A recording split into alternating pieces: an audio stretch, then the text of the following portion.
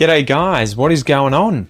Welcome to this episode of Aussie English. This is a sort of impromptu Walking with Pete episode where I'm not walking. I need to come up with a better name. I think now that I'm doing a lot of these episodes that are Walking with Pete, sitting down in my office. So I don't know if Sitting with Pete has the same ring to it. But yeah, if you guys have got any suggestions, chats with Pete, yarns with Pete, chinwags with Pete, I don't know. See if you can come up with a good name for these sorts of episodes where I give you an update. Now, the thing is, I guess I used to call them Walking with Pete episodes because I used to live in Melbourne and I would be walking to work. I would be walking to the museum where I was studying. I would be walking to the gym to do jiu-jitsu, to train, everything like that. And so it was always either commuting on trams, walking around, getting public transport, that sort of stuff. So I would be able to just record these episodes using my phone and a, lapel mic. One of these little beauties. Got it here? See if I can hold it up. One of these little lapel mics, just plug it into my phone and it was great work. But obviously now, living in suburbia, in a suburb called Curlewis, I don't often get out and about walking. I've got a car now, right? When I was living in Melbourne, I'd never had a car. I went for probably, would have been probably about 7 or 8 years without a car. You live in Melbourne, there's no need. You got public transport, it's a lot cheaper. Anyway, so I've made myself a coffee here with this New Zealand Moa cup. I think my folks got this for me in New Zealand. That is a Moa. I guess it was sort of their version of the emu, although a lot bigger. So they had a huge flightless bird, as well as the kiwi, a very small flightless bird. Anyway, just let me have a bit of a sip of my coffee. Usually when I sit down and try and chat to you guys like this, I end up forgetting about the fact that I have a coffee in front of me. I get to the end of the chat and it's cold and I have to make another one. So I'm going to try and consume this whilst I'm chatting to you guys. But I thought I would do this episode to sort of give you an update with how things are, what's going on, assuming on how soon I can get this out. If I can get this out really quickly, probably in the next few days. It'll be ahead of, what do I want to say? It'll be ahead of when Joanna's coming. I guess we'll wind it back. My head's all over the place today, so forgive me if I have all these sort of strands of thoughts. So, at the moment, we're in a new house. We're in Curlewis. We've sort of settled in. It's been about a month and a half now that we've been here. Beautiful house, really happy with it.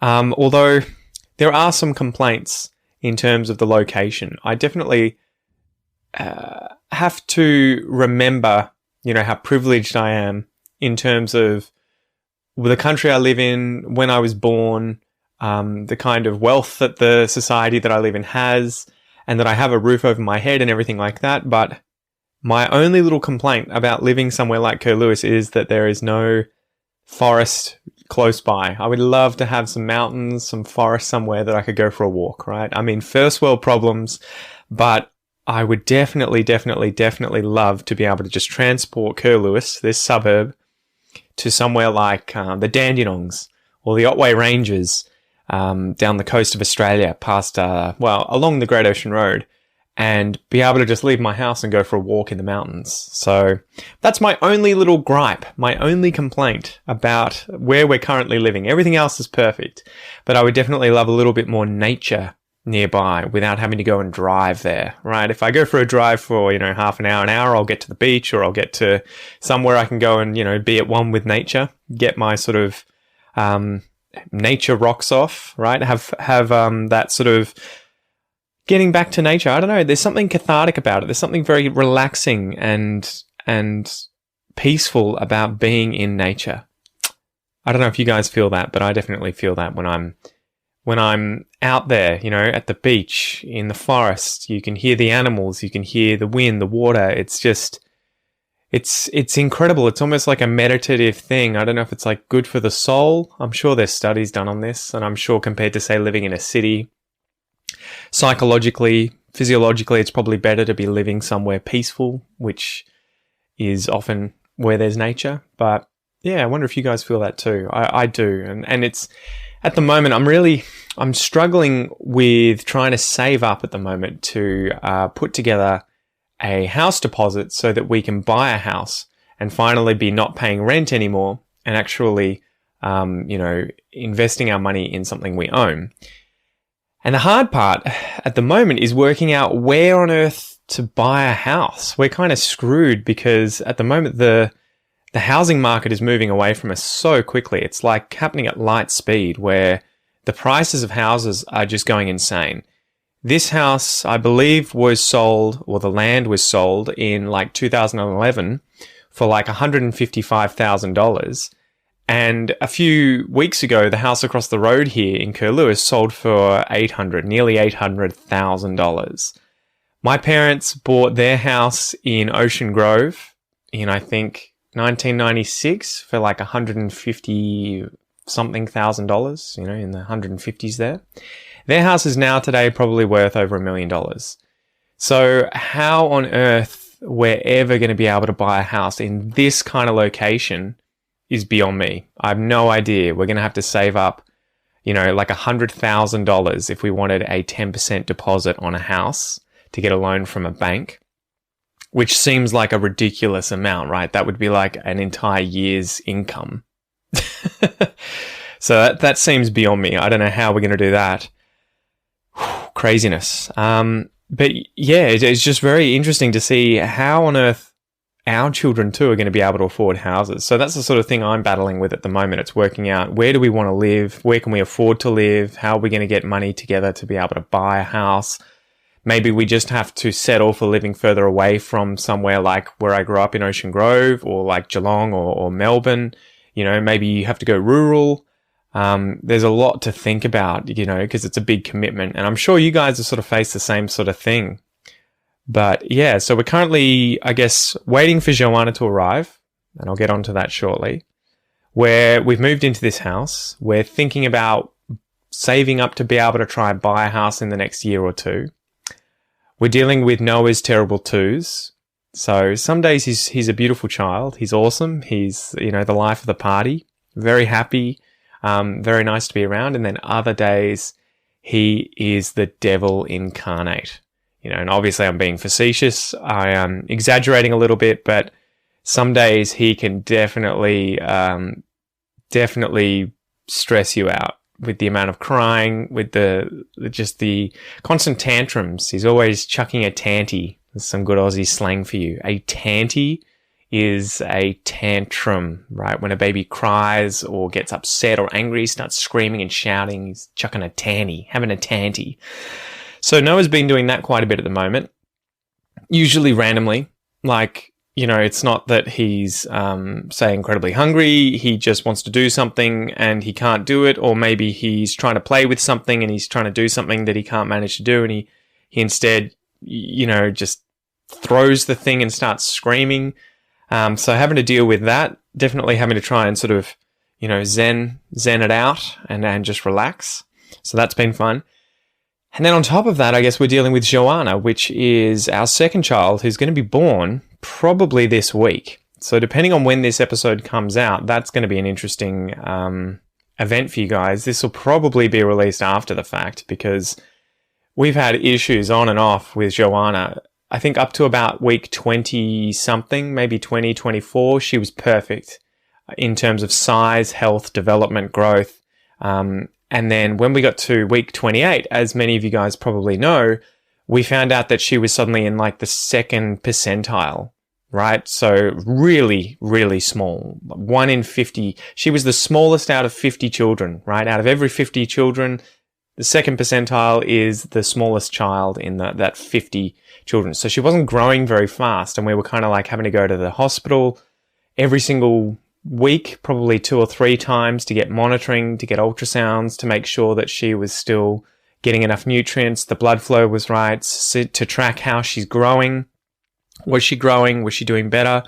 And it's kind of been off and not, it's kind of been up and down, I guess I want to say. Up and down, not off and on. Up and down in that she's had little periods where she's grown a lot, gotten up to like the 20th percentile, and then more recently she dropped back down to the 8th percentile. And the doctors have to keep an eye on it.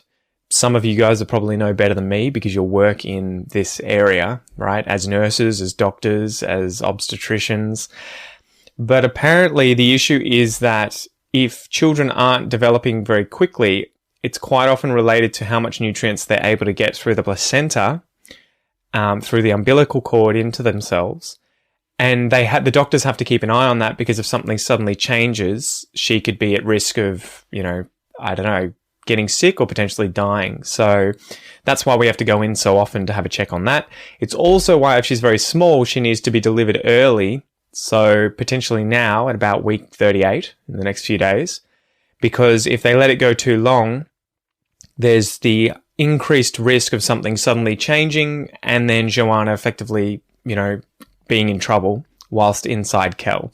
So either tomorrow or Wednesday, I think, will be the day that Kel gets something called a stretch and sweep, where I'll spare you the details, but effectively it's a little kind of, not an operation, it's not really that invasive, although it's internal, but it's not like, cutting her open and doing anything or injecting anything, but it's effectively trying to trick the body into thinking that the pregnancy is, starting to end, that she's going into labor. If that doesn't work, then she'll have to be induced and be given drugs that effectively cause her to start having contractions, and the prenatal nurses or doctors will rupture the placenta to get things started. So one of those things is obviously going to happen, maybe two of those things actually, by Wednesday. And so probably by the end of the week, we're going to have our second child, Joanna. Just keeping my fingers crossed. We are keeping our fingers crossed, hoping that everything's all right with her. She's only about 2 kilos at the moment, so she may have to stay in the prenatal ward at the hospital overnight, maybe for a few days. We don't really know yet.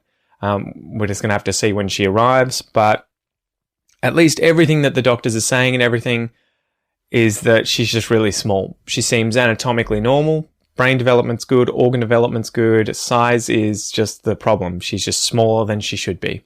So that's pretty much the update, guys. That's pretty much where we are. We're sort of just taking it day by day at the moment. I should talk about Aussie English, right? Where's that going? What's happening with that?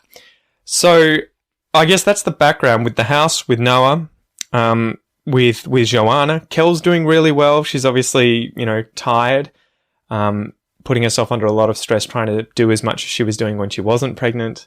So I'm constantly trying to get her to back off and take a chill pill, right? To relax a little bit, kick her feet up and just take it easy. But, as you guys may or may not know, she's got that sort of personality where she's constantly wanting to be doing something productive. She wants to be working. She puts a lot of pressure on herself to do things, right? To clean the house, to take care of Noah, to go out, to cook for him, to do all these things, to help me, to do all sorts of stuff. Or I'm just like, just take it easy. Go watch Netflix, read a book or something. Jesus, relax, give yourself some time off. She doesn't listen to me though. Anyway, she's doing really well. Back to Aussie English, man. Okay, so the Academy's been closed for 3 months as of, I think it'll be next week. I'll have to go back and check. But I know that March is 3 months after we closed the Academy to new members. In the meantime, I have been working with a website designer to improve the website. We've got a sort of development website that we're working on everything. It's not on the main one. And we are trying to just improve the function of everything. I'm trying to improve the layout of all the different things. I'm trying to redo the Academy to make it easier to use. I want to add in more courses in there. One course that I'm thinking of doing is going through this book. This is a book called How to Improve Your Foreign Language Immediately. I've talked about this before. It is by Boris Schechtman. I'm thinking about going through his 7 tools. He has 7 tools in here that are really good for just improving your fluency effectively immediately. Hence the name of the book, right? So they're things that we can all do, that we can all implement when we're learning any kind of language, or even speaking a native language, to improve fluency. I love this book. If you guys want to check it out, you can probably find it online somewhere. Get your hands on it. It's great. Otherwise, keep an eye out, join the Academy, and I'm going to make a fluency course based on the concepts that are in this book to help Academy members improve their speaking abilities. Besides that, I'm going to be trying to add more teachers in there. Tara is one of the teachers who's going to be coming on and talking about business, professionalism, that sort of stuff in her classes. She'll be giving group speaking classes.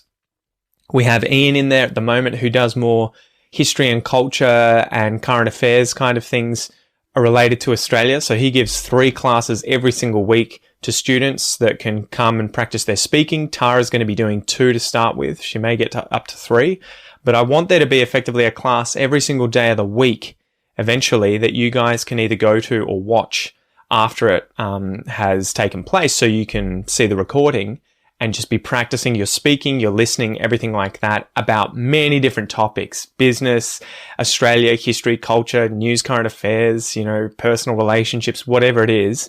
That's the point of that. Beyond that, I have forked out, I have spent a lot of money buying the preliminary or first run application for the theme that I use on the website. So I use a theme on my website by a company called Buddy Press. I don't know why you need to know that. Doesn't really matter. They effectively have an app called Buddy App, and it is going to be coming out on the phone. It's been released this month, and my developers are working on trying to implement that on the website. There's still the company is still sort of drip feeding a bunch of this stuff because this is the first time they've worked on this application. This is their first release, but we're trying to hopefully have that implemented and released in the next few months, depending on the time that we get, the sort of time scale with them releasing the full thing. They're sort of trying to iron out all the kinks, all the problems, get rid of the bugs and have it working well. Once it works well, we can implement it and release it to you guys. And it will mean that I can, give you guys who are members access to the premium podcast, to your courses, to the academy. You'll be able to go to these speaking lessons. You'll be able to do it all through your phone or through a tablet if you're using a tablet. So that's why I spent thousands of dollars getting the pre-order for that application so that we can then implement that and I can better help you guys study anywhere, anytime with a better system than just using the browser on your phones to sort of access the Aussie English website. So I guess that's it. I guess I also want to sort of apologize. I have had a lot of plans for things that I've wanted to do. I want to give you a tour of the house. I want to show you this house that we are renting. I know that I said I was going to do that when we moved in. It's just that things got away from us with Joanna in the hospital and everything. I know that I said I wanted to do a video on how to say different brands in Australian English. I'm going to get to that as well. Again, I just want to say I'm sorry. I have these ideas. They're definitely there. They've just been put on the back burner. They've been sort of delayed, pushed back a bit because of current situations with Joanna and with moving house. And, it's one of those things where we were told we had to leave the other house. And then shortly after that, we were told we had to leave the other house and find this house. We found out we had issues with Joanna, and it was like, when it rains, it pours. It's a good expression for you guys. So it's kind of the idea that when one thing goes wrong, many other things will go wrong as well, right? It all happens at once. So that's what we've sort of been dealing with. But, yeah, apart from that, I guess the last thing to really update you on is, my health change, I guess.